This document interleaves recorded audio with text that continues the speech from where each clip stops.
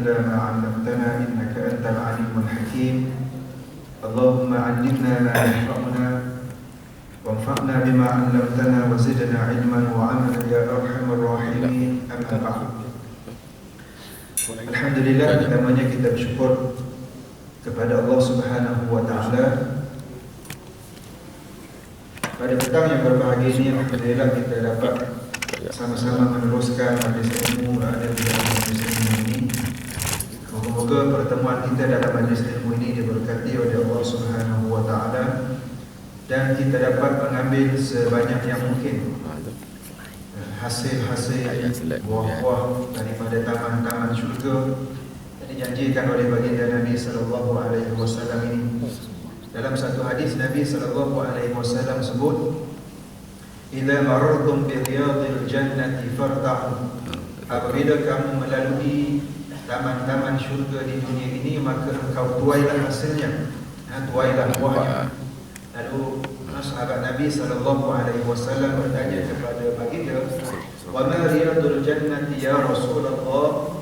Apakah dia taman-taman syurga itu wahai Rasulullah?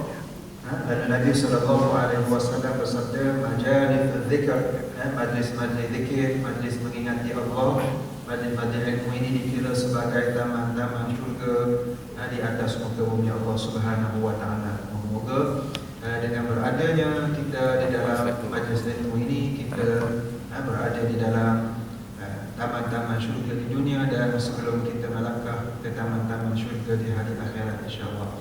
Hari ini insya-Allah dalam mengisi masa yang ada ini, kelapangan masa yang ada, saya suka oleh kerana kita telah berada di dalam bulan Zulhijjah, bulan yang juga merupakan antara bulan yang mempunyai kelebihan yang besar di sisi Allah Subhanahu wa taala. Maka pada petang ini kita sama-sama berbincang, berdiskusi tentang bulan Zulhijjah, keistimewaannya dan juga berkait dengan ibadah korban yang sama-sama kita laksanakan insya-Allah bila tiba masanya nanti insya-Allah. Tetapi perbincangan kita pada petang ini ialah berkisar tentang keistimewaan bulan Zulhijjah itu sendiri, tentang beberapa perkara tentang ibadah korban yang kita nak fokuskan dan juga tentang beberapa kesilapan yang mungkin dilakukan di dalam melaksanakan ibadah korban yang menyebabkan ibadah korban itu bukan sembelihan itu tidak dinamakan korban, bahkan kadang-kadang dia jadi sembelihan biasa, tidak mendapat kelebihan ibadah korban yang kita lakukan pada hari-hari tersebut. Bulan Zulhijjah ni kalau dalam bahasa kita ni kalau ikut bulan 12 lah. Bulan 12. Akhir kepada bulan-bulan Islam ialah bulan Zulhijjah. Akhir kepada bulan-bulan Islam ialah bulan Zulhijjah. Lepas daripada bulan Zulhijjah dia akan masuk Muharram. Yang kita sambut sebagai awal Muharram. Bulan Muharram adalah bulan pertama di dalam kalender umat Islam yang mengira peredaran bulan. Dia berbeza dengan bulan Masihi, kita mengira berkenaan dengan peredaran matahari. Tetapi dalam kalender Islam dia mengira tentang peredaran bulan.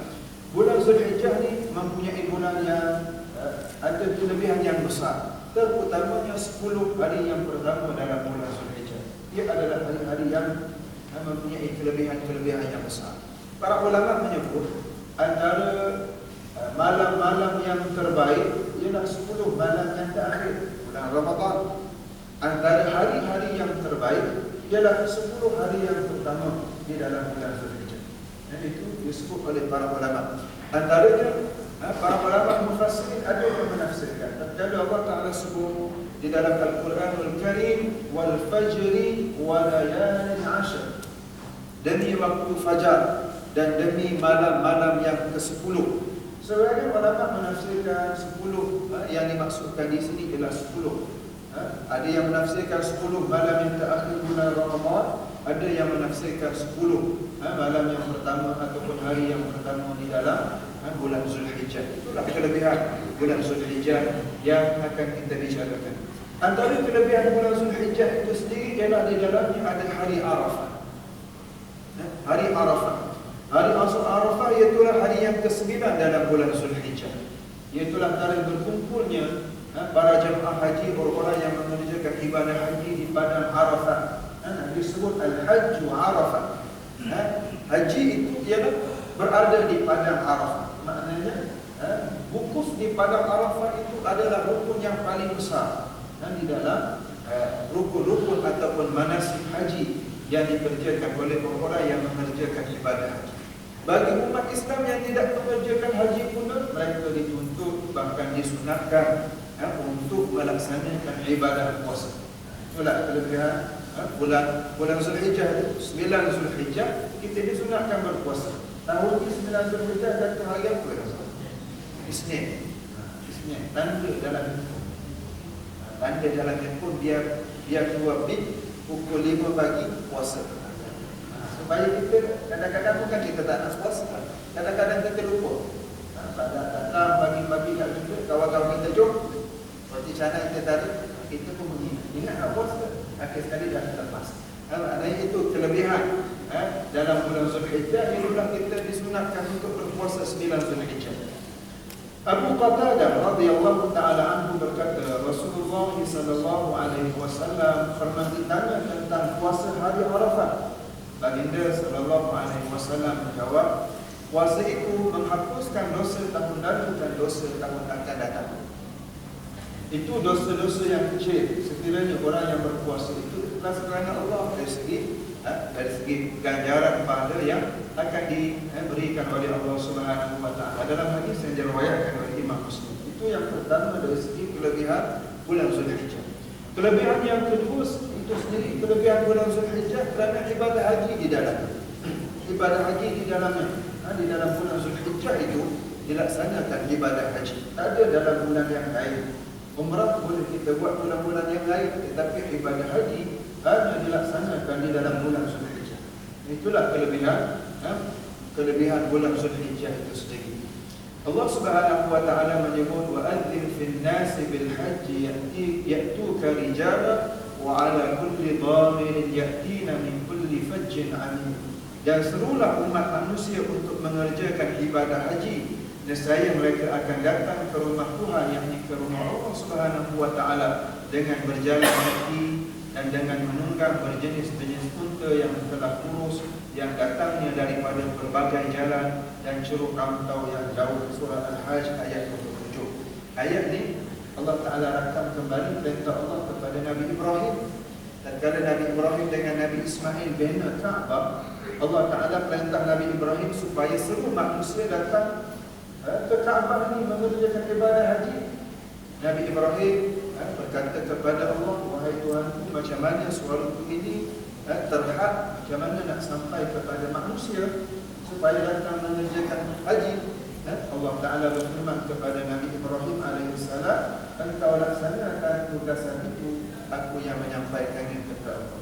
Maknanya bila Nabi Ibrahim AS menyeru manusia mengerjakan ibadah haji, lalu semua ibadah haji ini yang merupakan syariat yang telah lama dilaksanakan juga dilaksanakan oleh umat Nabi Muhammad sallallahu alaihi wasallam, datang daripada seluruh pelosok yang kita tak pernah dengar, tak pernah tengok muka manusia. Kita akan jumpa manusia itu di Makkah Al-Mukarramah dalam mengerjakan ibadah haji. Itulah antara kelebihan bulan Zulhijjah, iaitulah di dalamnya ada ibadah haji. Dan antara keistimewaan bulan Zulhijjah juga ialah hari raya Aidil Adha. Itulah dua hari raya yang terbesar bagi umat Islam ada dalam bulan Zulhijjah. Rasulullah sallallahu alaihi wasallam sekali baginda datang ke Madinah hijrah, sedang mereka yakni penduduk Madinah ini sibuk bergembira selama 2 hari. Orang Madinah merayakan 2 perayaan, 2 hari perayaan. Lalu Rasulullah sallallahu alaihi wasallam bertanya kepada penduduk Madinah, apakah 2 hari raya yang kamu sambung ini? 2 hari yang kamu sambung ini? Mereka menjawab, kami biasa bergembira selama 2 hari. 2 hari ini ataupun 2 hari di dalam jahiliah merupakan hari raya mereka. Kemudian Rasulullah sallallahu alaihi wasallam bersabda, sesungguhnya Allah Subhanahu wa taala telah menggantikannya dengan 2 hari yang lebih baik daripada 2 hari itu, iaitulah Aidil Fitri dan juga Aidil Adha. Diriwayatkan oleh Imam Abi Dawud dan Nasa'i daripada Anas. Maknanya nak sebut kepada kita bahawasanya hari raya umat Islam itu dua. Satu Aidil Fitri, yang kedua Aidil Adha. Dan kebetulannya dalam Allah Subhanahu wa taala telah menjadikan Aidil Adha itu dalam bulan Zulhijjah. Dan itulah kelebihan bulan Zulhijjah. Kelebihan bulan Zulhijjah. Dan yang keempatnya antara keistimewaannya ialah ibadah korban. Ibadah korban yang kita laksanakan bermula daripada 10 bulan Zulhijjah, iaitulah hari raya, dan 3 hari selepas hari itu yang disebut sebagai hari Tasyrik. Hari Tasyrik. Rasulullah SAW bersabda yang bermaksud amalan anak Adam pada hari raya haji yang sangat dicintai dan disukai oleh Allah ialah menyembelih haiwan kurban. Itu yang paling dicintai oleh Allah. Sesungguhnya dia akan datang pada hari kiamat dengan tanduknya, dengan kukunya dan bulu-bulunya. Sesungguhnya Allah Ta'ala akan menerima penyembelihan korban itu sebelum darahnya tumpah ke bumi. Maka kerana itu hendaklah kau ikhlaskan diri semasa melaksanakan korban itu. Hadis riwayat Ibnu Majah dan Imam Tirmidzi. Itu adalah amalan yang paling Allah Ta'ala cintai. 10 ataupun hari raya Aidil Adha, antara yang ibadah yang Allah Ta'ala cintai ialah sembelihan korban. Sembelihan korban. Yang mana sembelihan korban itu kemudian yang diambilkan kepada rata-rata, kepada fakir miskin dan sebagainya. Dia adalah simbolik kita melaksanakan tuntutan Allah dan juga sunnah Nabi Ibrahim dan Nabi Muhammad SAW. Kita bicara tentang pengertian atau penghukuman yang berkaitan tentang ibadah korban. Pengertian ibadah korban kita mudah rujuk dalam kamus Jawab edisi keempat. Apa makna ta'arif korban? Iaitulah satu amalan menghampirkan diri kepada Allah dengan menyembelih binatang ternakan, yakni lembu, kambing, kerbau dan yang seumpama dengan unta. Pada 10 Zulhijjah dan 3 hari selepasnya disebut sebagai hari Tasyrik dengan mengagihkan sebahagian daripada daging itu kepada fakir miskin. Itulah dia punya definisi kepada ibadah korban itu. Pertama, korban itu dilaksanakan mestilah dengan tujuan taqarruban ila Allah, untuk kita dekatkan diri kepada Allah. Yang keduanya, kita mesti sembelihan, kita mesti menyembelih haiwan-haiwan ternakan yang tertentu, lembu, kambing, unta dan spesiesnya. Selain daripada itu tidak boleh dilaksanakan haiwan ternakan yang lain untuk ibadah korban. Ayam itik tak boleh tak boleh. Lembu korban, dan para ulama dalam kitab fiqh menyebut, dan juga haiwan yang dikacuk di antara haiwan-haiwan tersebut. Lembu kacuk, kerbau jadi apa? Seladang dan sebagainya yang seumpama dengannya lah tuan. Lembu, seladang, selembu dan sebagainya, itu boleh dilaksanakan ibadah korban pada itu. Dan ibadah korban itu mesti dilaksanakan di dalam hari-hari waktu-waktu tertentu, iaitulah 10 Zulhijjah dan 3 hari selepas daripada itu dalam pendidikan yang insya-Allah kita akan bincangkan. Dan antara untuk menyempurnakan lagi ibadah korban, jangan kita masuk korban kita simpan untuk kita. Ada guna. Kita makan sikit, tapi yang lebih daripada itu, pensyariatan ibadah korban ini ialah untuk kita berikan kepada golongan fakir miskin dan juga rakan serta jiran yang ada di sekitar rumah. Dinamakan dalam bahasa Arab sebagai udhiyah. Udhiyah ini maknanya sembelihan korban. Ambil sempena waktu duha kita sembelih, dan juga ambil sempena dengan maksud haiwan korban yang kita sembelih. Dalil pensyariatan. Apakah dalil pensyariatan ibadah korban yang kita laksanakan? Allah Ta'ala berfirman dalam surah Al-Kawthar ayat yang ketiga, fasalli li rabbika wanhar. Oleh itu kerjakanlah sembahyang kerana Tuhan. Para ulama menyebut sembahyang yang dimaksudkan di sini ialah sembahyang Aidil Adha, semata-mata kerana Tuhan, dan sembelihlah haiwan korban kerana bersyukur kepada Allah Subhanahu wa taala. Daripada ayat ini, para ulama menyebut bahawa di antara Aidil Fitri dengan Aidil Adha, mana yang lebih afdal? Yang lebih afdal ialah Aidil Adha. Mengapa? Kerana Aidil Adha ini disebut oleh Allah Ta'ala dalam Al-Quran. Fasalli li rabbika wanhar. Itulah antara para ulama menyebut itulah lebih afdal dari segi kelebihannya. Walaupun dua-duanya merupakan perayaan yang besar bagi umat Islam. Allah Ta'ala sebut supaya kita menyembelih ibadah korban. Walaupun di sini digunakan fa'il amar wanhar. Fa'il amar ni biasanya, fa'il amar ni atas perintah, wazan perintah. Sembelihlah haiwan korban. Tapi perintah di sini biasanya menunjukkan tentang kewajipan. Tetapi di sini hanya sekadar suatu perkara yang sunat kerana ditunjukkan oleh dalil-dalil yang lain yang menyatakan bahawasanya ibadah korban itu hanya sunat. Antaranya nanti kita akan pergi kepada hukum ibadah korban itu sendiri. Antara dalilnya daripada hadis Nabi sallallahu alaihi wasallam ialah Sayyidina Anas radhiyallahu taala anhu pernah menceritakan Rasulullah sallallahu alaihi wasallam telah ataupun pernah menyembelih 2 ekor kibas yang berwarna putih dan bertanduk.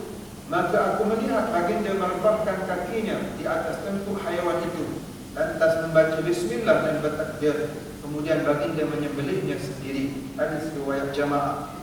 Hadis ini diriwayatkan oleh jamaah imam muhaddithin daripada kitab Sunnah Sittah, kitab hadis yang 6 yang masyhur di kalangan para ulama. Ini adalah dalil yang menunjukkan kepada kita daripada dalil hadis inilah banyak para ulama menceritakan tentang kelebihan-kelebihan haiwan-haiwan yang tertentu yang dipilih untuk kita jadikan dia haiwan korban. Nanti kita akan bicarakan lebih detail dalam slide-slide berikut. Apa dia hikmah korban? Mengapa kita laksanakan ibadah korban? Antara hikmah yang pertamanya ialah kerana ia adalah sunnah Nabi Ibrahim AS. Kalau kita nak kira, kalau kita renung pensyariatan ataupun kita melihat kepada sejarah mula pensyariatan korban ini adalah daripada syariat Nabi Ibrahim AS.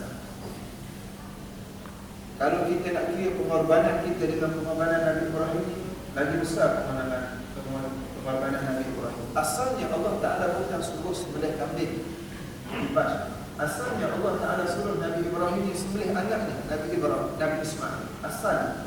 Sehinggalah akhir sekali atas pengorbanan dan ketaatan Nabi Ibrahim AS, Allah Ta'ala tukar Nabi Ismail ini dengan seekor dhabhin azim, disebut dengan satu haiwan sembelihan yang sangat besar, iaitulah kibas yang besar.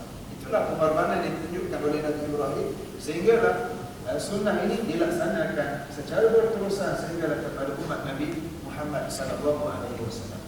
Yang keduanya ialah untuk mendekatkan diri kepada Allah dan menghapuskan dosa. Yang ketiga, menyumbang kepada kenalan dan fakir miskin. Yang keempat, mengukuhkan ukhuwah dan silaturahim. Dan yang kelimanya sebagai tanda syukur kita kepada Allah Subhanahu wa Ta'ala. Itu yang banyak ada lebihan duit. Antara tanda kita bersyukur kepada Allah ialah dengan kita memberikan sumbangan kepada orang lain. Antaranya melalui ibadah korban yang kita laksanakan. Antara fadilat korban yang kita laksanakan, kita kena laksanakan ibadah korban. Nanti kita akan tengok hukumnya.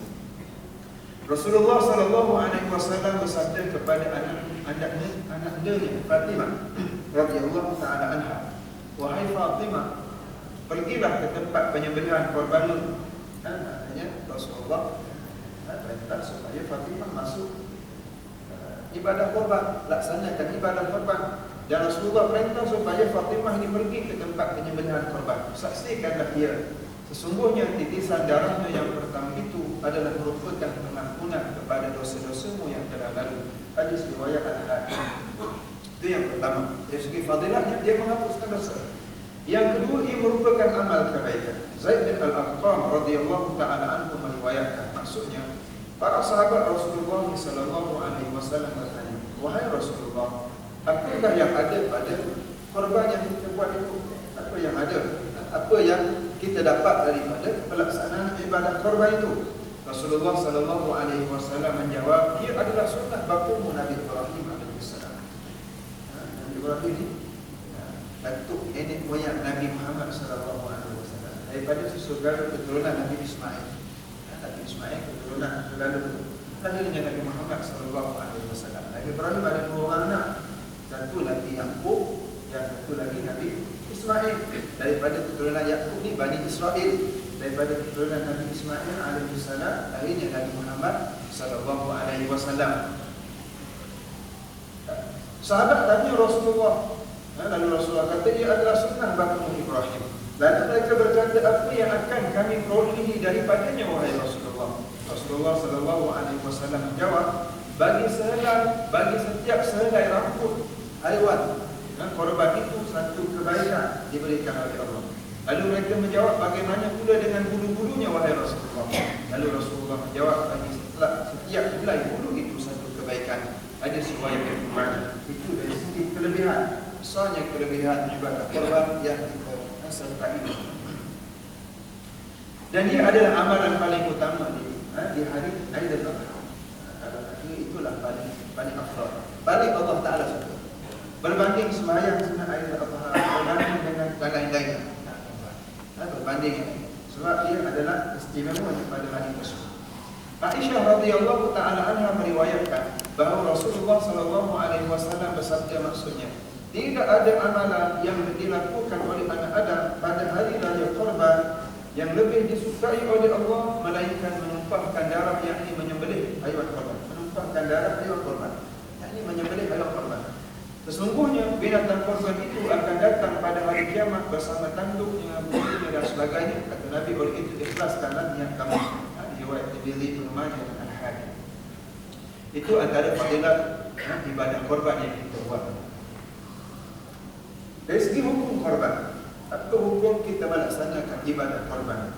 Jumhur ulama ni adalah Imam Syafi'i, mazhab Imam Syafi'i, Abu Hanifah, Imam Syafi'i, Imam Hanbali dan juga Maliki.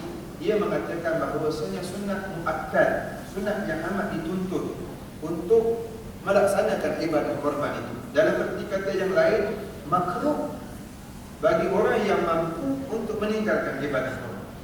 Makruh. Bagi orang yang ada kemampuan, dia tak laksanakan ibadah korban pada tahun tersebut. Hukum yang keduanya, dalam mazhab yang muktabar, dalam ahli sunnah wal jamaah ni ada 4 mazhab yang muktabar. Satu yang dari segi kronologi, dari segi zaman, ialah pertamanya Imam Abu Hanifah. Imam Abu Hanifah ni orang imam yang pertama. Kemudian Imam Malik, kemudian Imam Syafi'i dan Ahmad bin Hanbal. Mazhab yang masyhur ialah mazhab Hanafi, Maliki, Syafi'i dan Hanbali. Itu yang tiba dalam mazhab ahli sunnah wal jamaah. Yang lain tidak diambil tiba. Mengikut pendapat Imam Abu Hanifah dan mazhab Hanafi, hukum kepada ibadah korban ini wajib bagi setiap tahun bagi penduduk bandar yang mampu. Hukum dia wajib. Itu bagi mazhab Imam Abu Hanifah.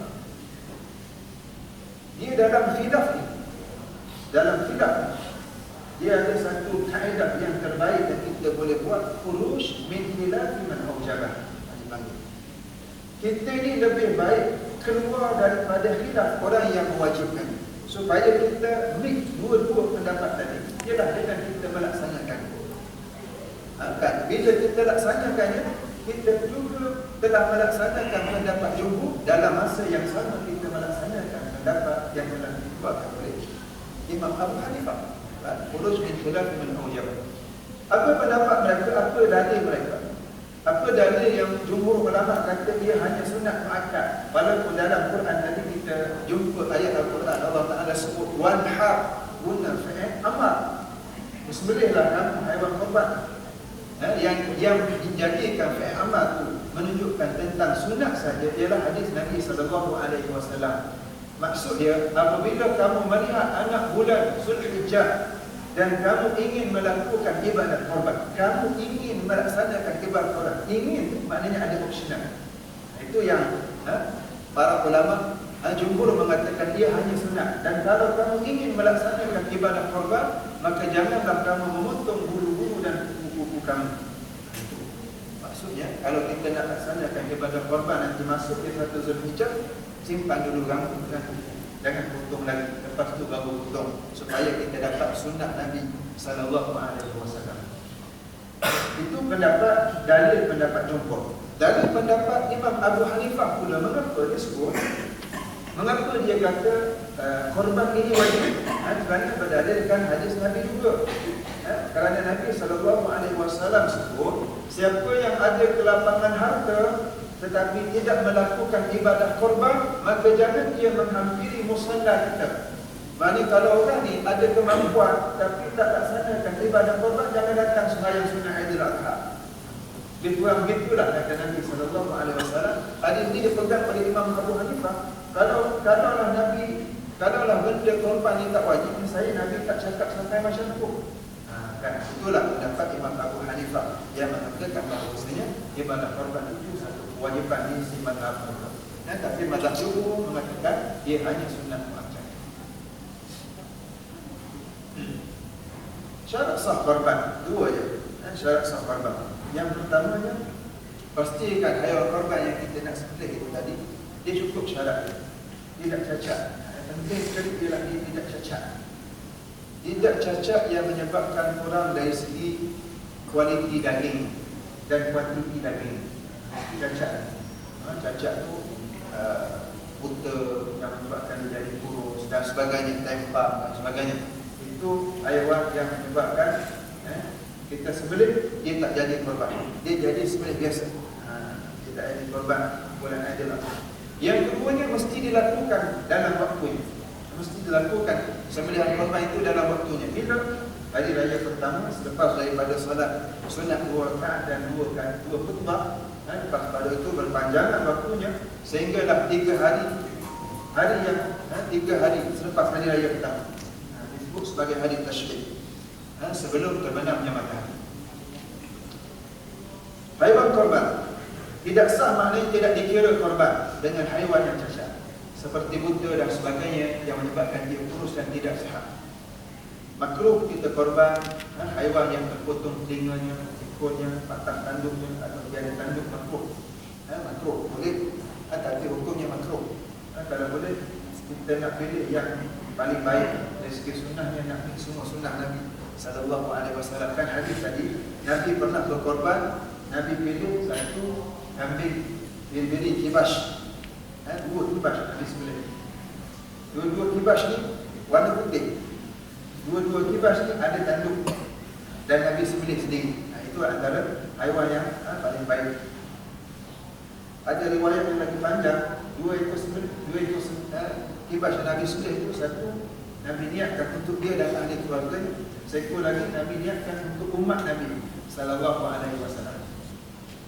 Dari segi umurnya, disarankan bagi binatang yang hendak dikorbankan biri-biri 1 tahun ke atas.